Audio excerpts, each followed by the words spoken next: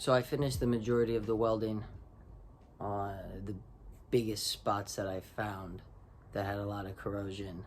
Underneath where the torsion tubes go, there was a lot of corrosion. I had to basically cut out I had to cut out a bunch of metal. And on both sides, on both driver and passenger side.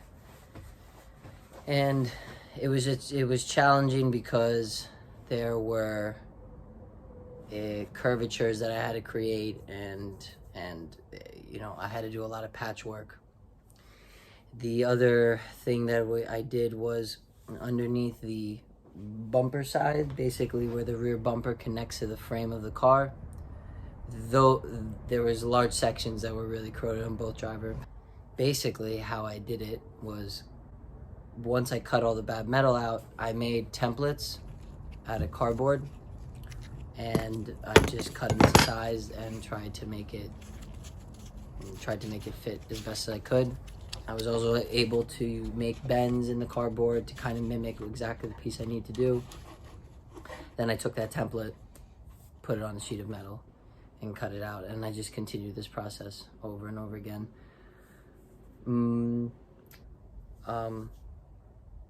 I will show you what the final product of the whole thing is now.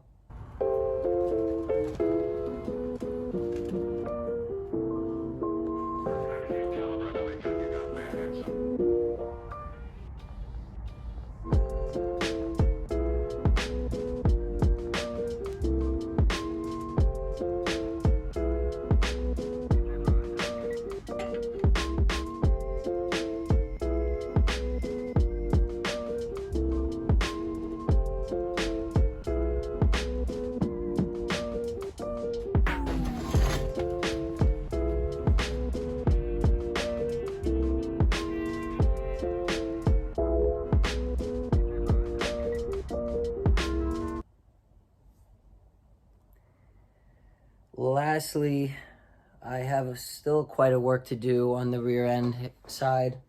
The whole engine bay needs to get basically cleaned and painted and put together. My plan was originally to at least take apart the rear suspension, rebuild that, repair a majority of the rust damage that I had in the rear end. This way I could reinstall the rear suspension.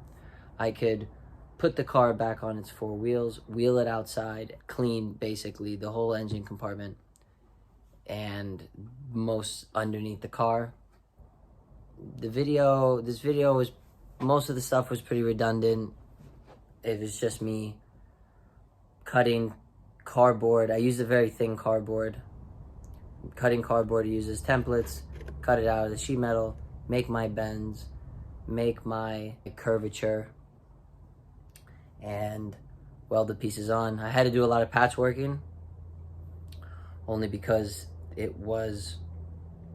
couldn't buy these pieces in full. I couldn't buy full pieces. It went pretty well. It took a while to do, like everything else, but I'm satisfied. So, catch you guys in the next one.